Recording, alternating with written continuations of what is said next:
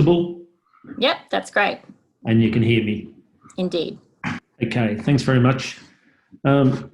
This is a short talk based on a short paper that Max and I prepared at the beginning of the year. Before we get into it, I'm coming to you from Gippsland in Kurnai country, and like Ian Rutherford this morning, I'd like to make it clear that this country and its waterways were not ceded willingly, and I pay my respects to elders past, present and emerging. This work it came out of, I was doing some research into climate change in the Murray-Darling Basin, so just north of those low hills from where I am. And I was interviewing Max, and it was about November, I think, and the fires were burning down the New South Wales coast, southeast Queensland. And we started to just chat informally about what the likely impact of those fires would be on waterways and freshwater ecosystems.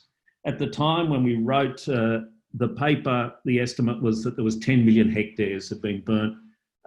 By the time the season was over, it was 20 million hectares, and most of you will be familiar with all of the adjectives used, unprecedented conditions and so on. What we thought, apart from the direct impacts on waterways or on fish, was that what we were seeing gives us some insight into the future under climate change, where our catchments are experiencing greater disturbance, and there are more extreme events, and those events are combining, and that we can then anticipate as a result of those combined extreme events, there will be known impacts on rivers and water quality. I think it's fascinating that the previous talk, seeing those rivers and mountains, and I mean, they're just fantastic, and then reflecting back to what Ian said about the nature of Australia and our lack of glaciation and that our rivers are different. But we do know, he also challenged us to say that they're driven by the laws of physics. Well, what we're going to show you today is some examples of those laws of physics at work. We also heard about the horse story. We have to accept that most of our catchments are impacted by humans and other animals, and that they are part of the disturbance or the disturbance ecology to these systems. So what we wanted to pose today is, are we dealing with new risks and responsibilities for river managers and those who are responsible for water and environmental policy? And perhaps more importantly, what is there to be done about it? And what we tried to put into this little paper was, okay, we can anticipate that there is likely to be floods after these fires. There's likely to be sediment slugs and so on. And as it turned out, there was. And we proposed that there's a bunch of policy and management interventions. So the pictures I've got here are from the Tambo River in Gippsland in February.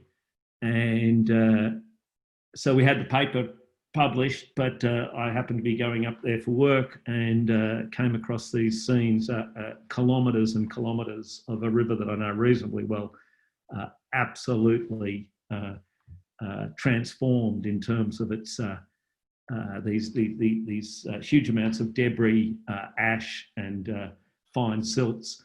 And it's worth noting where that picture is taken, you see the green background, that was an area that in fact wasn't burnt. That's material that was transported from upstream.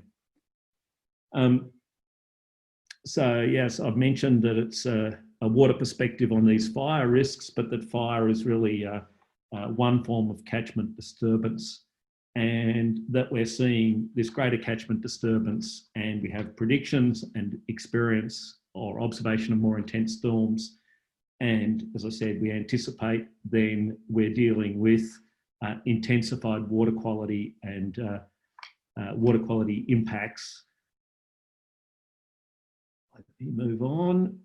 And of course, it's not the first time that these rivers have experienced large fires, and in fact, throughout the Millennium Drought, most of southeastern Australian uplands burnt.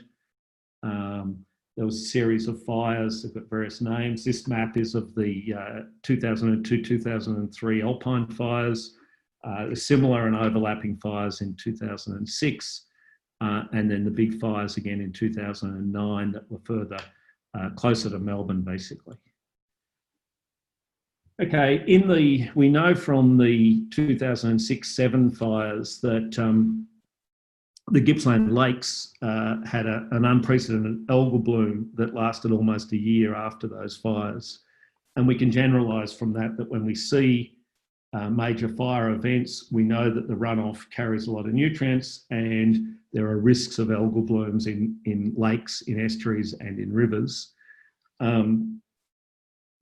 But we don't know precisely what triggers these algal blooms. We know that the preconditions, and in fact, again, Ian mentioned Land and Water Australia. We used to have a nutrient management or an algal management research program in this country because of the significance of algal blooms in terms of degrading waterways, degrading water quality.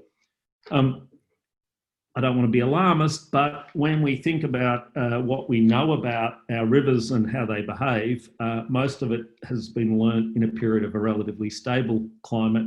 If we move into as we move into a more chaotic climate, we're going to see a whole range of interacting impacts on this road sign, this mocked up road sign. Those impacts are likely to be a combination of bushfires, severe drought, mass extinction, more intense storm events, and so on. So as I said, we're posing the question, what is to be done if you're a waterway manager? Again, back to the another picture of the Tambo, a low-level crossing. The sediment there was banked up several kilometres. That's how much energy brought down the bushfire trash. So if we accept that we've got new, different or intensified challenges, we're suggesting that it's important to take a risk-based approach. That is to anticipate these impacts from the extreme events and sequences and start to work through deliberate policy framework, management framework for dealing or minimising these impacts. And the first thing, when we look at the scale of the fire, say a fire event, drought event, the interventions have to be prioritised. So in the paper, we argue that treating all burnt areas equally is just not feasible. There's just simply too large an area. And we also know from experience that there's a whole range of practical measures that can be used to reduce ash and sediment runoff. That's at the technical end. We also know from Australia's experience from the Landcare model that it's really important to engage communities, governments, businesses in partnerships if we're interested in large-scale land management interventions. For example, some of the technical measures that are used, for example, in drinking water catchments, are sediment traps made of earth or geofabrics, logs, bales of straw. And these are particularly useful when they're applied above and below culverts on forest roads that concentrate runoff. Yeah, and there's experience of using them in small areas, but the costs of applying them on a large scale are likely to be prohibitive. We also know from experience that there's a number of relatively small interventions that can be effective. For example, rescuing small numbers of fish in order to have captive breeding programs and then re-released later for endangered species. And in fact, this was done in several streams after the 2009 fires very successfully. And I think there's a paper in Ecological Restoration and Management about that fish rescue program. Okay, so then moving into this idea of a coordinated policy framework, we thought that it'd be something like this. There needs to be an assessment of the risks, an assessment of the options for coordinated policy and program interventions. And that requires prioritising catchments in terms of where are the high value parts, for example, protecting urban water supplies, areas that can generate the greatest improvement in water quality, or protection of specific waterways that might have some high value characteristics. There's a whole range of human health and public good characteristics of this kind of work. And from a public policy point of view, you can mount a very strong argument that the costs of the prevention can be, the benefits exceed the costs if it's done properly. And that the prevention programs can reduce economic losses, for example, from generating emergency water treatment and supply measures after fires. Some of you may remember that most of Canberra's water supply was taken offline after the 2002 fires, and there was a major rebuild of the treatment facilities there in order to generate higher quality water from lower quality catchments. So it's not a trivial exercise. It's really about understanding the relationships between catchment scale processes and physical or urban infrastructure in this case. I've mentioned water supplies to cities, towns, but there's also to small villages and farms. There's the important habitat area, and we can prioritise those areas where we know we have threatened species. And I've mentioned the captive breeding programs as one kind of response. There's also a policy response which ought to be focused on preparing for the health consequences of toxic algal blooms. And we have enough experience of this in Australia to know that community education programs, warning signs, etc., are well worth doing. Now, if we think of these, maybe they're new challenges, maybe they're old challenges that have some new expressions, but it's a challenge of adaptively managing and adaptively governing our rivers and their catchments in a changing climate.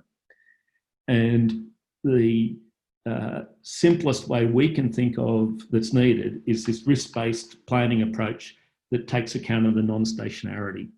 I guess we can take the view quite clearly that the science tells us that we should be anticipating that our rivers will be behaving differently in the future to the way they've behaved in the past. And then we need to say, what do the professionals involved in waterway management, the waterway experts, what do they need to do to inform the public and politicians in terms of expecting these dramatic impacts from an unstable climate that are then amplified by unstable catchments? Okay, short thing, be prepared. Another framework sort of approach is to diversify the risks across, say you're responsible for giving advice for Victoria, across a jurisdiction or across a basin. It may be to have more patchwork burning to ensure you know where refuge areas are in streams and how to manage them, captive breeding, willingness to revise policy settings, revise risk scores and revise risk management accordingly. So in conclusion, we need to understand the extreme climatic events and sequences. We need to anticipate that we can expect to see more of them, or we are seeing more of them. There needs to be a framework in place to assess the social, the ecological and the economic risks and benefits of interventions.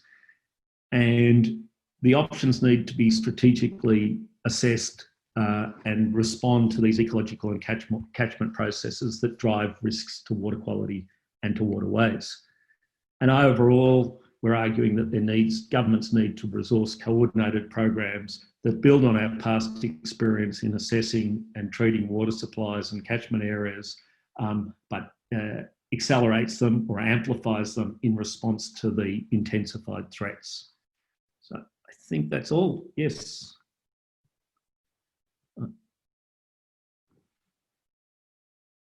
Okay.